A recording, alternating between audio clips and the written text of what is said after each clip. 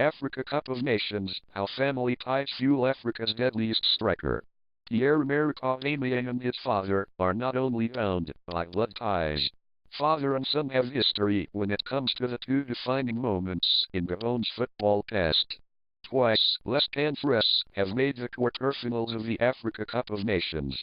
Twice they have played out 1-1 draws before going out on penalties. Both times, the team representing this African nation of around 1.8 million people starred a man named Aubameyang. He was captain, now I'm captain, and I'm proud to lead this national team, Borussia Dortmund striker Aubameyang tells CNN, 16 years after his father's team lost to Tunisia. The 27-year-old knows plenty about carrying the weight of a nation's expectations. Gabon's only other appearance in the last 8 of the AFCON came when it co-hosted the competition with neighbor Equatorial Guinea in 2012. While it was a success on a personal level for Aubameyang, he scored 3 goals during the tournament. It was ultimately his miss in the penalty shootout against Mali that meant his team fell short once again. He walked back to the halfway line before collapsing to the turf in tears, and as the stadium emptied, father and son were left to reflect upon another opportunity lost. This year's tournament offers a chance of redemption. Gabon might only be 110th in the FIFA World Rankings, below the likes of Swaziland, Rwanda and Sierra Leone, but in starman Aubameyang, it boasts one of the world's deadliest strikers. And, with Real Madrid legend José Antonio Camacho coaching the team, the 2017 AFCON host nation has real cause for hope. I think it's a really important challenge, says Aubameyang. We have a good team. Why not win this trophy for the first time? Like father, like son. Born in France and invited to play for Italy's under-19s following a spell at AC Milan, Aubameyang might never have represented Gabon at all had it not been for the influence of his father, known during his playing days as Pierre-Emerick Aubameyang. It's my culture, shrugs the Dortmund star, reflecting on their close relationship.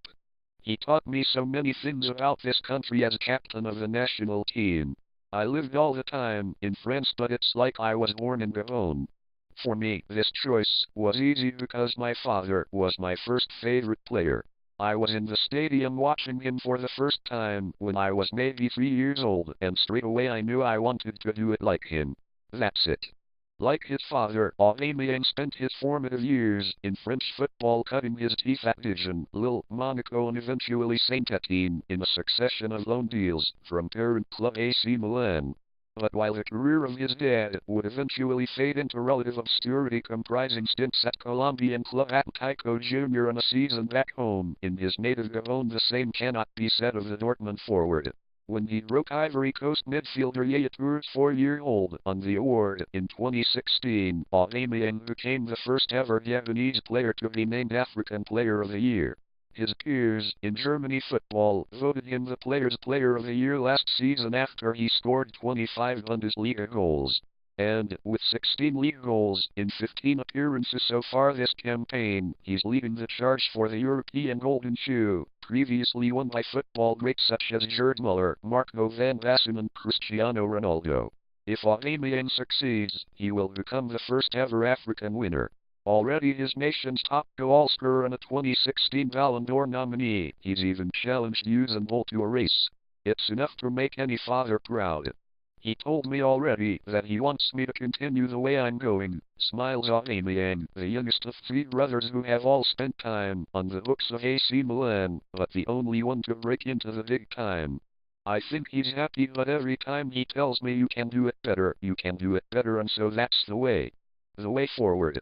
If Aubameyang has gone from strength to strength, can Gabon go toe-to-toe with Africa's football powerhouses? First up, the hosts need to navigate a group that comprises Burkina Faso and Cameroon, as well as Saturday's opponents Guinea-Bissau. Every time we get the best teams, laments Aubameyang. It's crazy. Cameroon are big and it will be a hard game for sure. But we did well against Burkina Faso last year, so I think we have our chances. It's another year, but like I said before, we have a good team, young players, but talented players, so for sure we have to advance past the first round. His father will be watching, I'm hoping he does just that.